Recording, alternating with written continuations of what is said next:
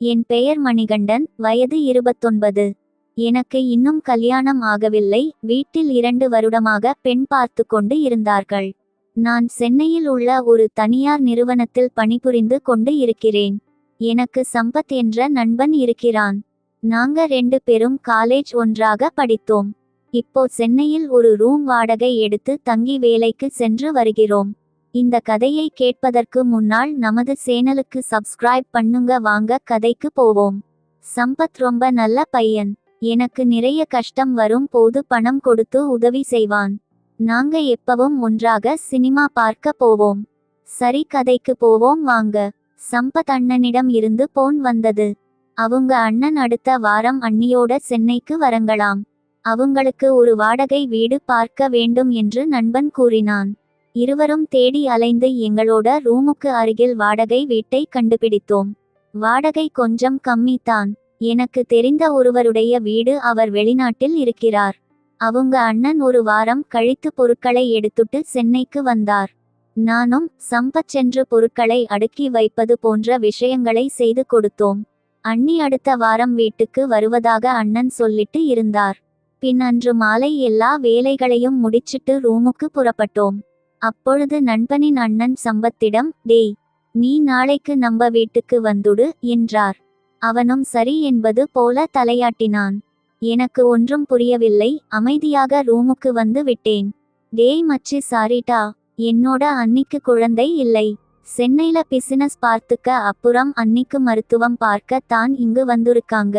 அவங்களுக்கு சமைக்க உதவி தேவைப்படும் என்று அண்ணன் அழைத்திருக்கிறார். அதன் வரேன்னு சொல்லிட்டேன்டா என்றான். பரவலாட்டா, நான் பார்த்துக்கறேன். நீ அவங்கள கூட சமைக்கிறது பார்த்துக்கோ. உதவி தேவைப்பட்டால் என்னை கூப்பிட்டு என்றேன். நண்பன் ரூம் காலி செய்து கொண்டு அண்ணன் வீட்டுக்கு சென்றான். மேலும் வேலையும் விட்டுட்டு அண்ணனுடன் பிசினஸ் செய்ய சென்று விட்டான். வாரத்துக்கு ஒரு முறை நாங்க வெளியில் மீட் செய்து கொள்வோம். ஒரு நாள் சம்பத் போன் செய்தான். டேய் மச்சி, அண்ணி உன்னை பார்க்கணும்னு சொல்றாங்க. நாளைக்கு வேலைக்கு போயிட்டு நம்ம வீட்டுக்கு வந்துடு என்றான். நானும் மறுநாள் வேலை முடிச்சிட்டு அவங்க வீட்டுக்கு சென்றேன். ஹாலில் உள்ள சோபாவில் அமர்ந்து அவங்க அண்ணன் கூட பேசிட்டு டிவி பார்த்துட்டு இருந்தேன். அப்பொழுது அண்ணி கையில் டீ எடுத்துட்டு நடந்து வந்தாள். வா பா, நல்ல இருக்கியா? சம்பத் நிறைய உன்னை பற்றி சொல்லுவான் என்று அவங்க அண்ணி கீதா பேச ஆரம்பித்தாள். அவங்களுக்கு என்னோட வயது தான் இருக்கும். நாங்க எல்லோரும் ஒன்றாக அமர்ந்து கொண்டு ஜாலியாக சிரிச்சு பேசிட்டு இருந்தோம்.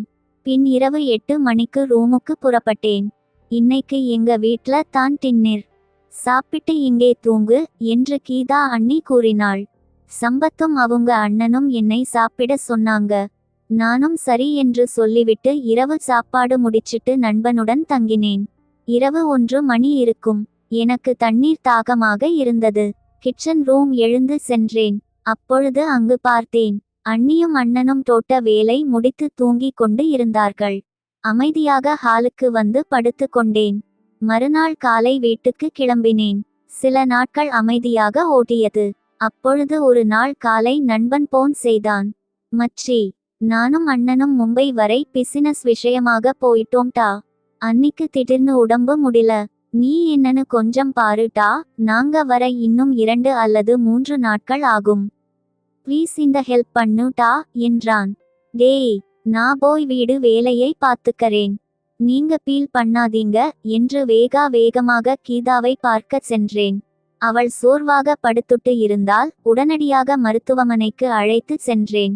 அங்கு டாக்டர் பார்த்து விட்டு இது சாதாரண காய்ச்சல், மாத்திரை போட்டால் சரி ஆகி விடும் என்றார்.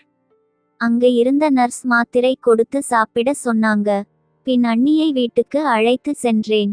அன்று மாலை அவளுக்கு உடம்பு சரி ஆகிவிட்டது. நாங்க 2 பேரும் பேச ஆரம்பித்தோம்.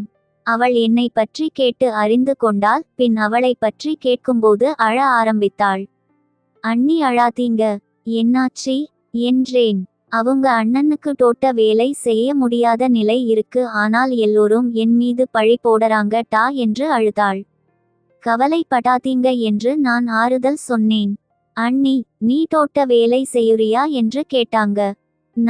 நாம ஹாஸ்பிட்டல் போய் இதை சரி செய்து விடலாம் என்று சொன்னேன். அண்ணி, அதற்கு நிறைய பணம் செலவாகும். நான், அண்ணனிடம் சொல்லுங்க, அவர் பணம் கொடுப்பார் என்றேன். அண்ணி, அவரே பணக்கஷ்டம் மற்றும் மனக்கஷ்டம் இருக்கார். நான், சரி, நான் பணத்துக்கு யார்கிட்ட நான் கேட்கடுமா? அண்ணி, வேண்டாம், நீ தோட்ட வேலை செய் போதும் என்றாங்க. சரி என்று தோட்ட வேலை செய்தேன். நானும் கொஞ்ச கம்பெனி வேலை விஷயமா வெளியூர் போயிட்டேன். கொஞ்ச நாள் கழிச்சு வந்து அண்ணியை பார்த்தேன். ரொம்ப சந்தோஷமா இருந்தாங்க. அண்ணன், அண்ணி, ஃப்ரெண்ட் எல்லாரும் எனக்கு நன்றி சொன்னாங்க.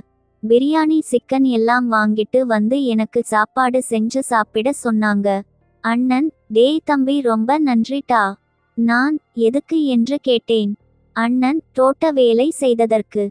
நான், உங்களோட கஷ்டம் எனக்கு தெரியுது, அதான் நான் உதவி செய்தேன். அண்ணன், தம்பி, நீ செய்த உதவியை என்னைக்கும் நாங்க மறக்க மாட்டோம். அண்ணி, சரி, வா, தோட்ட வேலை செய்யலாம் என்றார்கள். நான், அண்ணன், வாங்க, தோட்ட வேலை செய்யலாம் என்றேன். எனக்கு ஆபீஸ் வேலை நிறைய இருக்கு, சரி, நாளைக்கு பார்க்கலாம் என்றார். நானும் நிறைய பிரியாணி சாப்பிட்டு விட்டு அங்கு இருந்து கிளம்பினேன்.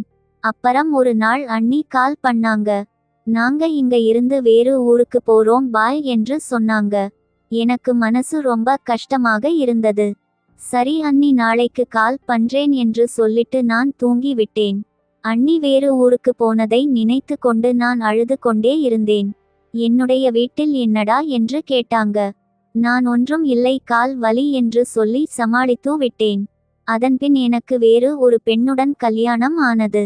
இது என்னோட வாழ்வில் மறக்க முடியாத விஷயம். முற்றுப்புள்ளி. கதை பிடித்தால் கீழே கமெண்டில் சொல்லுங்க. நன்றி.